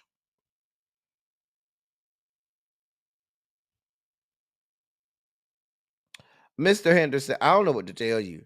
You let the man grab your dick. You let the man slap the shit out of you. Child. They said that there's other allegations of sexual impropriety. Radetsky's first alleged incident of sexual misconduct was said to have taken place at Midtown Manhattan at a Midtown Manhattan pub named Slattery's, where Mr. Henderson says Radetsky first grabbed the crotches of two male co-workers. Then, according to the filings, Radetsky groped Henderson's penis and rubbed his crotch area, leaving Henderson mortified and shocked.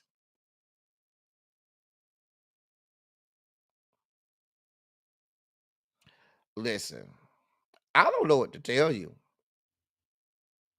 With COVID restrictions lifted in March of 2022, Henderson and Radetsky both traveled to Indianapolis for NFL's annual scouting combine. One night at the city's famed St. Elmo's Steakhouse, Radetsky again groped Henderson and a number of Radigan employees, according to the complaint. Quote, at this meeting, Radetsky once again sexually assaulted Henderson by groping his penis over his pants and grabbing his crotch in front of a number of other colleagues. End of quote. And that's according to the complaint. The filing goes on to state that Radetsky inappropriately groped and touched three other Radigan employees that at that restaurant. When Henderson complained, he said Radetsky slapped him in the groin.